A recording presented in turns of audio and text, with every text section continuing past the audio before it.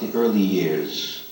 I was born in a little town called Eger, not so far from Pilsen, this makes it be a little better known. My father was an opera singer, and he fell in love with a girl, and the parents would only permit the marriage if he gave up the opera, because it was considered in those days not very honorable.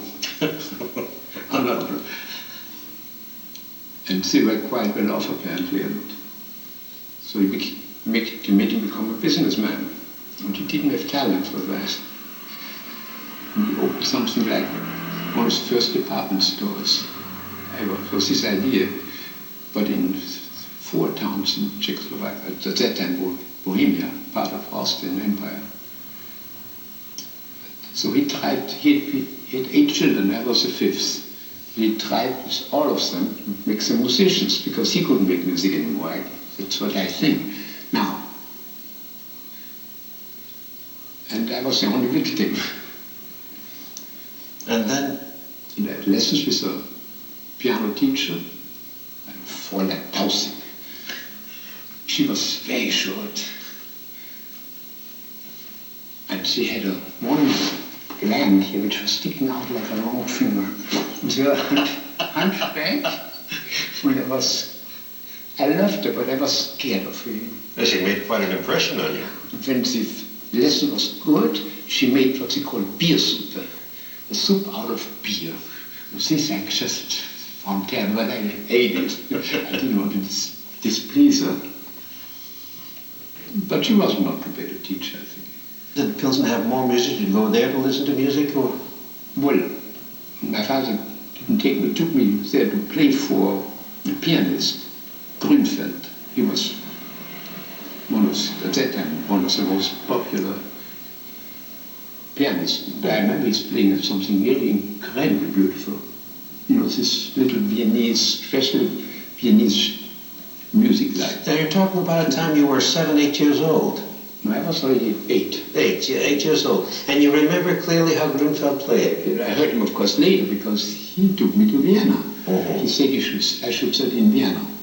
Prague, I played first in Prague, but there they felt I was too young. They couldn't accept the rules, didn't permit an 8-year-old to study at the conservatory. So he took me to Vienna, where a friend of his accepted me as a student. Richard Robert. Richard Robert, yes. By the way, at the same time, Stell was studying there.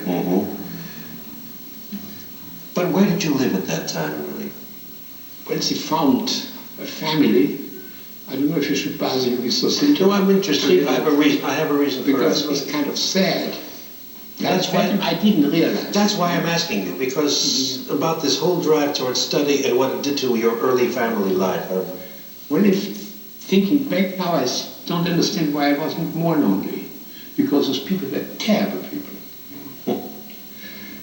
I was even there, I was very unhappy, but not for loneliness alone, I think, because for all the meanness which I never known. Then I went to another family.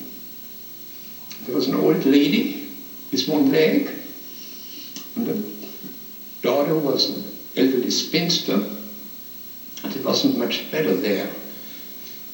But since the old lady wanted to please me and tried to catch me, they say, around the round table, you know. And I had to pretend I couldn't catch her. With their one leg. Honestly, embarrassing. That's otherwise, my teacher was wonderful to me. And Grünfeld was very nice. But tell me, you were studying piano. How was it, what did you do with your regular school studies? I had never any school studies in my life. You know, this is the first time. Now I know why we're such good friends. I never went to school either. I went, I think, for 6 months when I was 7 years or 6 years old, that's all. But you must have been tremendously curious. No, completely. Always curious, always found out from other people, from older people, from arguments. This is the way I learned, from arguing with older people. Wonderful. Now I never knew such old friends and so much similarity. No, but I was curious because really, you grew up at a time, you had to leave your family, at a very young and a very tender age, tender in the need of affection and attention. You were living alone in Vienna, and then came the war years. After all, the war broke out, you were only 11 years old, right? No, I was already, I was 11, 11, right? You were born in 3. I know, you were born in 1903. At that time, you were living with whom? Your family hadn't arrived yet? Moved to Vienna right at the beginning of the war. 1914, in the fall. But then we lived in a very small apartment in Vienna. We were bitterly poor. By then my father had lost everything. He was a poor businessman and went bankrupt, I think 4 times. This was a difficult time. You lived in the war, family was poor, Vienna. A very important age, the ages of 11 to 15.